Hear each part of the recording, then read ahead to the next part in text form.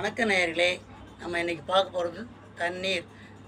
துப்பார்க்கு துப்பாய துப்பார்க்கு தூவும் மலை என்று வள்ளுவர் சொல்லியிருக்கார். அன்னைக்கு தண்ணீர் பற்றி சொல்லியிருக்கிறார்.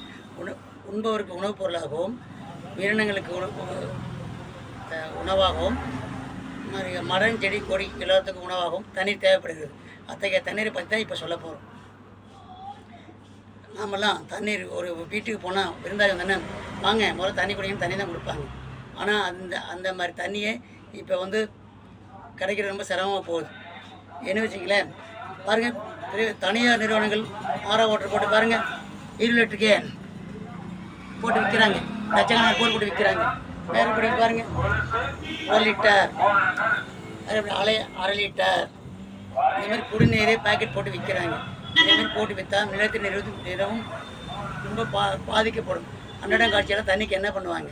அதனால் அவங்க ஏதாவது இனிமேல் யாருக்கும் தனியார் குடிநீர் சுத்திகரிப்பு நிலையங்களுக்கு அனுமதி வழங்கக்கூடாது. இருக்கிறது மட்டும் இருந்தால் போதுங்க. இப்படி கொடுத்துட்டே போனீங்கன்னா நாளடைவில் பிற்காலத்தில் குடிக்கிறதுக்கு தண்ணி கிடைக்காத நிலைமை ஏற்படும். இப்போ நீங்கள் வீட்டுக்கு வீடு குடிநீர் வடிகால் வரையம் அமைத்து குளங்களை தூர்வாரி, ஆறுகளை தூர்வாரி குடிநீரை சேமிக்க கற்றுக்குங்க. இப்படி சேமிக்காமல் விட்டிங்கன்னா பின்னாடி குடிக்கிறதுக்கே தண்ணி கிடைக்காது. வறண்ட பாலைவனம் மாதிரி ஆயிரும். ஏற்கனவே கர்நாடகாவில் தண்ணி தர மாட்டேங்கிறாங்க, இந்த பக்கம் கேரளா முல்லைப்பெரியாறு தண்ணி தர மாட்டாங்க, இந்த ஆந்திரா கிருஷ்ணானே தர மாட்டாங்க.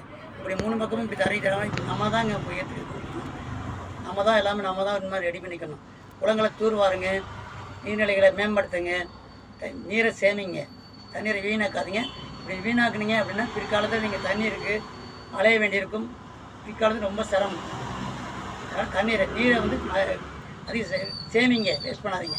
குளங்குட்டையே தூர்வாருங்க.